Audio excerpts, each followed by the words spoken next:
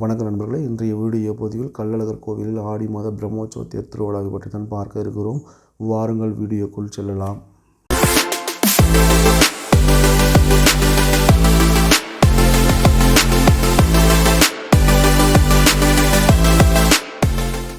மதுரையில் சித்திரை மாதத்தில் கள்ளழகர் வைகை ஆற்றில் இறங்கும் வைபவம் நமக்கு எல்லோருக்கும் தெரியும். அப்போது நடக்கக்கூடிய தேரோட்டம் மீனாட்சி அம்மனும் சொக்கநாதரும் திருமணம் முடித்துவிட்டு அவர்கள் நகரவலம் வரக்கூடிய தேரோட்டமாகும். ஆனால் கள்ளழகர் அழகர் மலையில் இருந்து மதுரைக்கு பல்லக்கிலே வந்து அதற்கு பின் குதிரை வாகனம் ஏறி வைகை ஆற்றில் இறங்குவார் என்று சொல்லப்படுகிறது. அவருக்கு எப்போ தேரோட்டம் என்று பார்த்தால் வருடம் ஆடி மாதத்தில் தான் அவருக்கு தேரோட்டம் என்று சொல்லப்படுகிறது. எப்படி சித்திரை பௌர்ணமியில் வைகை ஆற்றில் குதிரையின் மீது எழுந்து அருளுகிறாரோ அதுபோல் ஆடி மாதத்தில் வரக்கூடிய பௌர்ணமியில் ஆடி தேரோட்டத்தை அவருடைய அழகர் மலை மீதே வைத்து பார்ப்பார் என்று சொல்லப்படுகிறது. ஆடி பிரம்மோற்சவம் அழகர் கோவிலில் ஒரு 11-12 நாட்கள் நடக்கக்கூடிய மிகப்பெரிய திருவிழாவும். இந்த திருவிழாவில் கொடியேற்றம் செய்த பிறகு தினமும் காலையில் சுவாமி தங்க பல்லக்கில் வந்து அருள்பாலிப்பார் என்று சொல்லப்படுகிறது. அதுபோக இரவு நேரத்தில் அன்ன வாகனம், சிம்ம வாகனம், அனும வாகனம், கருட வாகனம், மரவர் மண்டபத்திற்கு பல்லக்கில் செல்வது, சேஷ வாகனம், யானை வாகனம், புஷ்ப பச்சபுரம், யானை வாகனம், குதிரை வாகனம், இப்படி பல வாகனங்களில் திருவிழாவினுடைய 9 நாளிலும் இந்த தேரோட்டமானது விடிய காலையில் நடக்கும் என்று சொல்லப்படுகிறது. இந்த தேரோட்டை பார்ப்பதற்கு மதுரை மட்டுமில்லாமல் தென் மாவட்டங்களிலிருந்தும் மக்கள் எல்லோரும் 1 நாள் 2 நாளுக்கு முன்னாடியே அழகர் மலையில் வந்து குவிவார்கள் என்று சொல்லப்படுகிறது.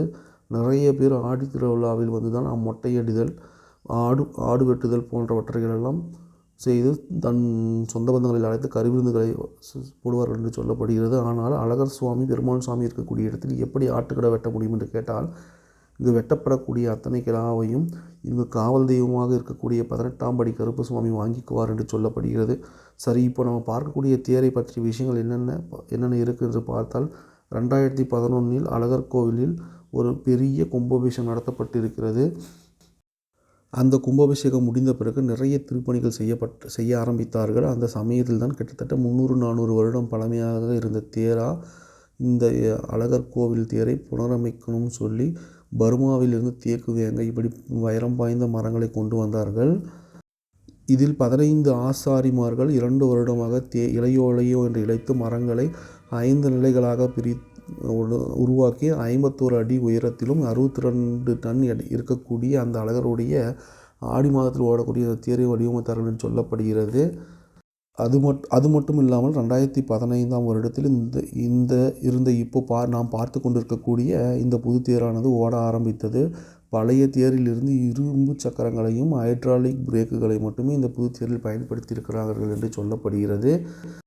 மற்றபடி இந்த தேர் முழுக்க புது தேராகவே வடிவமைக்கப்பட்டது என்று சொல்லப்படுகிறது. இந்த தேரை செய்வதற்கு பக்தர்களும் உபயதாரர்களும் 1 கோடி ரூபாய் நன்கொடை செய்தார்கள் என்று சொல்லப்படுகிறது. தேர் மொத்தம் 51 அடி என்றும் சொன்னாலும் சிம்மாசனம் வரைக்கும், அதாவது மரத்தினால் செய்யப்பட்ட இந்த தேரானது சிம்மாசனம் வரைக்கும் 22 அடி உயரமாகவும், தேரோட கீழ்ப்பகுதியில் 162 சாமிகளுடைய சிற்பங்களும், மேற்பகுதியில் 62 கலைச்சிற்பங்களும் இருக்கும் என்று சொல்லப்படுகிறது. பிறகு 4 குதிரைகளும் காலை முன் தூக்கி போட்டு தாவின மாதிரி நாமம் போட்டுக்கிட்டு அந்த தோரணைகளை எல்லாம் தொங்க விட்டுக்கிட்டு ஸ்ரீதேவி பூதேவி தாயாருடன் சேர்ந்து கள்ளழகரும் இந்த தேரில் அமர்ந்து வரக்கூடிய காட்சியை பார்ப்பதற்கு எக்கச்சக்க மக்களும் தாமிர கொட்டு சத்தத்தில், இளவட்ட பசங்க விசில் சத்தத்தில் சாமி ஆடிக்கிட்டு வருவாங்க என்று சொல்லப்படுகிறது. இப்படி நாம் பார்க்கக்கூடிய காட்சியானது மதுரையில் சித்திரை திருவிழாவில் மட்டுமே நடக்கும் என்று தெரிந்து வைத்திருக்கிறோமே. அழகர் சுவாமியில் குதிரையில் வருவார் அப்படின்னு மட்டுமே தெரிஞ்சு வச்சிருக்கிறோமே. அவருடைய தேரோட்டத்தை ஒரு தடவையாவது போய் பார்த்துட வேண்டும் என்று சொல்லி இந்த அத்தனை தமிழ்நாட்டு மக்களும் ஏங்க வைக்கும். தேரை இழுத்து முடித்த உடனேயே கிடா வெட்ட ஆரம்பித்து விடுவார்கள். அது மட்டும் இல்லைங்க, ஒரு சில பேர் 2 நாட்களுக்கு முன்னாடியே மாட்டு வண்டியை பூட்டிக்கிட்டு வந்து இடம் பிடித்து காத்து கொண்டிருப்பார்கள் என்று சொல்லப்படுகிறது. அதுபோக குறைந்தது 1 நாளைக்கு முன்னாலேயாவது ரதத்தில் வந்து இங்கே சுவாமியோட கோவிலில் தங்கியிருந்து சுவாமி தீர்த்தம் ஆடுற மாதிரி நூபுர கங்கையில் தீர்த்தம் ஆடிட்டு வந்து பக்தர்கள் எல்லோரும் தேரோட்டத்தில் கலந்து கொள்வதற்கு கிடப்பாங்கன்னு சொல்லப்படுதுங்க. அது மட்டும் இல்லைங்க, இந்த கோவிலில் தேரோட்டம் ஆரம்பிக்கணும் அப்படின்னு சொன்னால் அதற்கு ஏகப்பட்ட சடங்குகள், சம்பிரதாயங்கள் இருக்குது என்று சொல்லப்படுகிறது. அதன் பிறகு கோயிலுடைய வெளிப்புறத்தை கோட்டையை சுற்றும் 2 மணி நேரம் தேரோட்டம் நடக்கும் என்று சொல்லப்படுகிறது. ஆனால் அந்த தேரோட்டம் நடக்கிறதற்கு வெள்ளிக்குன்றம் ஜமீன் காலங்காலமாக இந்த அழகர் கோயிலுடைய காவற்காரர்களாக இருக்கக்கூடிய வெள்ளியங்குன்றம் ஜமீன் வந்து அவர்களுக்கு முதல் மரியாதை செய்து அவர்கள் பரிவட்டம் செய்து வைத்து அதற்கு பின் அவர் தேங்காயை உடைத்து இந்த தேரோட்டத்தை தொடங்கி வைப்பார் என்று சொல்லப்படுகிறது. ஆனால் அது மட்டும் இல்லாமல் இந்த தேர் ஓடணும் என்றால் மேல நாட்டு கள்ளர்கள் வடம் பிடித்தே ஆகணும். நாடார்கள் 4 வடத்தை பிடிப்பார்கள். பாளையப்பட்டு என்று சொல்லக்கூடிய வெள்ளியங்குன்று ஜமீனுக்கு பார்த்தியப்பட்ட 18 கிராமங்களும் வடம் பிடிப்பார்கள். பிறகு மேலை தெருவைச் சேர்ந்த 8 கிராமங்களும் வடம் பிடிப்பார்கள். பிறகு வடக்கு தெருவைச் சேர்ந்த 27 கிராமங்களும் வடம்பிடிப்பார்கள். தெற்கு தெருவைச் சேர்ந்த 8 கிராமங்களும் வடம்பிடிப்பார்கள். ஒட்டுமொத்தமாக இந்த தேரோட்டத்திற்கு வடம் பிடித்து இந்த தேரோட்டத்தை ஆரம்பித்து வைப்பார்கள் என்று சொல்லப்படுகிறது.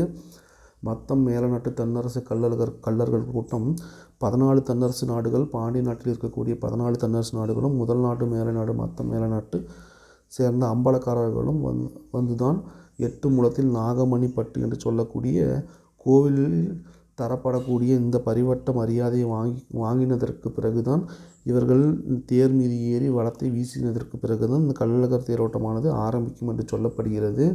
முதல் வடத்தை வெள்ளியன் குடி ஜமீனுக்கு பார்த்தியப்பட்ட கிராமத்தில் உள்ள கள்ளர்கள் கூட்டம் பிடிப்பார்கள் என்றும், 2வது வடத்தை மேலத்தெரு என்று சொல்லப்படக்கூடிய நரசிங்கம்பட்டி வெள்ளரைப்பட்டி இந்த கிராமத்தில் இருக்கக்கூடிய கள்ளர்கள் இனத்தவர்களும், பிறகு 3வது வடத்தை வடக்கு தெரு என்று சொல்லக்கூடிய வல்லான்பட்டி, கள்ளம்பட்டி, மாங்கௌளம், அரிட்டாம்பட்டி, கிடாரிப்பட்டி, கல்லந்தரி இந்த கிராமத்தைச் சேர்ந்தவர்களும், 4வது வடத்தை தெற்கு தெருவை கிராமத்தைச் சேர்ந்த கள்ளர்களும் சேர்ந்து இந்த இழுக்க ஆரம்பிப்பார்கள் என்று சொல்லப்படுகிறது. தேர் உடைய வடத்தை எத்தனை பொதுமக்களும் சேர்ந்து இழுப்பார்கள் என்று சொல்லப்படுகிறது. ஆனால் முதலில் இந்த தேரோட்டத்தை வல்லம் வீசி வடம் பிடித்து இழுத்து செல்லக்கூடிய அந்த பெருமையானது இவங்க கிட்ட தான் இருக்குது என்று சொல்லப்படுகிறது. மதுரையாக இருக்கட்டும், இங்கே வாழக்கூடிய மக்கள் கூட்டமாக இருக்கட்டும், காலங்காலமாக அவருடைய பாரம்பரியத்தை விட்டு கொடுக்காமல் வாழ்வார்கள் என்று சொல்லப்படுகிறது. அதனால் தேரோட வடத்தை பிடிப்பதற்கு முன்னால் இப்படி உரிமை பெற்ற கள்ளர்கள் எல்லோரும் தேருக்கு முன்னால் நாட்டுக்கூட்டம் நடத்துவாங்க. அதில் அவர்களுக்கு இடையில் இருக்கக்கூடிய பிரச்சனைகள் எல்லாத்தையும் பேசி தீர்த்துக்குவாங்க என்று சொல்லப்படுகிறது. இப்படி இந்த கூட்டமானது அழகருடைய தேரோட்டத்தை செம்மையாக நடத்தி கொடுக்க வேண்டும் என்று சொல்லி ஒவ்வொரு இடத்தையும் பிடிக்கக்கூடிய அம்பலக்காரர்களும் அந்த ஊர்காரர்களுக்கும் சீரக சம்பா தோசையும் அரிசி பொங்கலும் கோவிலில் இருந்து பிரசாதமாக கொடுக்கப்படும் என்று சொல்லப்படுகிறது. இது காலங்காலமாக அந்த காலத்தில் இருந்த இவர்களுக்கு கிடைக்கக்கூடிய மரியாதையாக ஏற்றுக்கிட்டு வராங்க. இப்படியாக மிகவும் கோலாகலமாக தேரோட்டம் முடிஞ்சதும் அன்றைக்கு இரவில் சுவாமி புஷ்ப பல்லாக்கில் வருவார். அடுத்த நாள் சப்தவர்ணம், அப்புறம் அதுக்கப்புறம் புஷ்ப சர்பம், பிறகு நிறைவாக உற்சவ சாந்தி விழா நடத்தி இந்த ஆடி பிரம்மோற்சவத்தை முடிவுக்கு வரும். ஆனால் அது மட்டும் இல்லாமல் நம்மளுடைய பழங்கதை ஒன்றும் இருக்குது. அதாவது அழகர் மதுரைக்கு மீனாட்சி அம்மாவுடைய திருமணத்தை பார்ப்பதற்காக வருவார். அப்படி வரும்பொழுது பாதி வழியிலேயே மீனாட்சி அம்மனுக்கு திருமணம் முடிந்து விட்டது செய்தியை கேள்விப்பட்டு திரும்பி செல்வார். அப்படி செல்லும்போது வைகை கரையோரமாக கிளம்பி அவருடைய காதலியான துலுக்க நாச்சியாருடைய வீட்டுக்கு சென்று விட்டு வருவார். அதனால் அவர் திரும்பி வரும்போது ஆண்டாள் தாயார் அம்மா அவரை அழகர் கோவிலுக்கு உள்ளே விடமாட்டார். அதற்கு பின்னர் ஆடி மாதத்தில் தீர்த்தம் ஆடிவிட்டு பிறகு தான் கோவிலுக்கு வருவார் என்று ஒரு கதை சொல்லப்படுகிறது. இது காலங்காலமாகவே சொல்லப்படக்கூடிய ஒரு நாட்டுப்புற கதை. அதில் உண்மை இல்லை, இருந்தாலும் அதை இன்னும் நம்பக்கூடிய அழகர் கூட சேர்ந்து நாமளும் தீர்த்தமாடணும் என்று சொல்லி இந்த ஆடி மாத பிரம்மோற்சவத்தில் வரக்கூடிய மக்கள் அனைவரும் இந்த தீர்த்தத்தில் நீராடுவதை பார்க்கலாம். இதுவே ஆடி மாதத்தினுடைய அழகருடைய தேரோட்டத்தை பற்றிய வரலாற்று செய்தியாகும். இந்த வீடியோ உங்களுக்கு பிடித்திருந்தால் லைக் செய்துவிட்டு இந்த வீடியோ எப்படி இருந்தது என்பதை கமெண்டில் உங்கள் கருத்துக்களை பதிவிடுங்கள். உங்கள் நண்பர்களுக்கு ஷேர் செய்துவிட்டு நமது சேனலுக்கு சப்ஸ்கிரைப் செய்துவிட்டு அருகில் உள்ள பெல் ஐக்கானையும் அழுத்தி விடுங்கள். நன்றி, வணக்கம்.